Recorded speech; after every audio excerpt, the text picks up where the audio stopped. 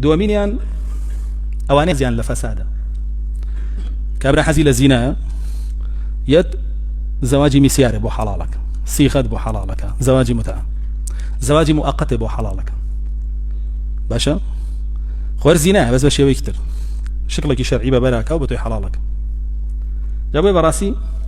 اواني كبدواي فساد وان هرش اخوان حزيان لي بلا فساد الا الركاري كي بو دوزنو بو حلال كردني والمن حزي لغوراني حلالك تشكيش حزي للرقص وسماو تيكلاوي كروكش حلالك تشكيش بلغش بو هينتو ولا بولا كعبتك الله يقول لك كعبش مخالفه شرعتك الله لصحيح بخاريا بابك دارشتو كان ابي جنوب ياو بك وطوافك قصي عائشه خاتون جرتو كافرمي اما لسردمي بيغمر صلى الله عليه وسلم كنا نطوف بالبيت حجبه من الرجال اما طواف معنا كله شو دوري بيت بيوتي قلي بيان بي هنا شرعيه اما كابا بلغا بوتي وكد نوي ملهاو ديسكو رجبلكو غوراني وتنو هالبركي باشا دابا اعتيادي ام فاسدانك اخوان بدواي فسادون خواني ان بي كنترول ناكري حاجه كنا مكزوكو خواني لبن امام عثمان قصي زور جوانيه فرمي يود الزانيه لو زنى جميع نساء اهل الارض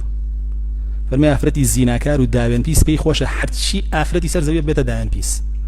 كابرا كيش شكي داوين بيس بي جنكي داوين بيس بي خوشكي داوين بيس بي كسكاري مي داوين بيس بي خوش كسكاري هم كس داوين بيس بي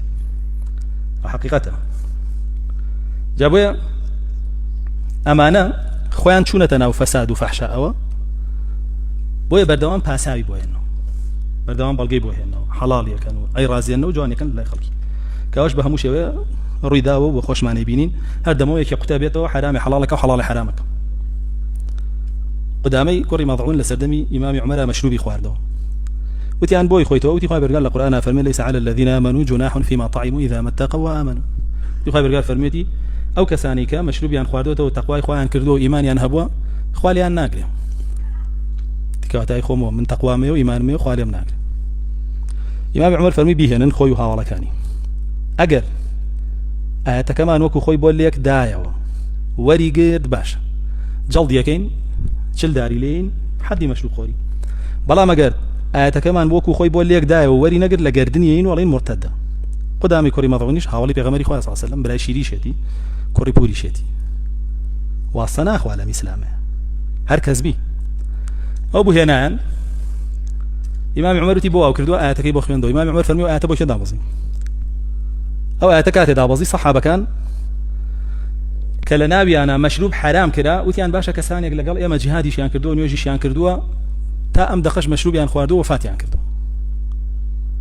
اي ام دا ما وانشي يعني رجسيان خواردو عملي شيطان بودورنا كوتونه تولي اما ايات دا بزي فرمي اوان شنك بيش دا بزيني حكمك بو خواليان ناقري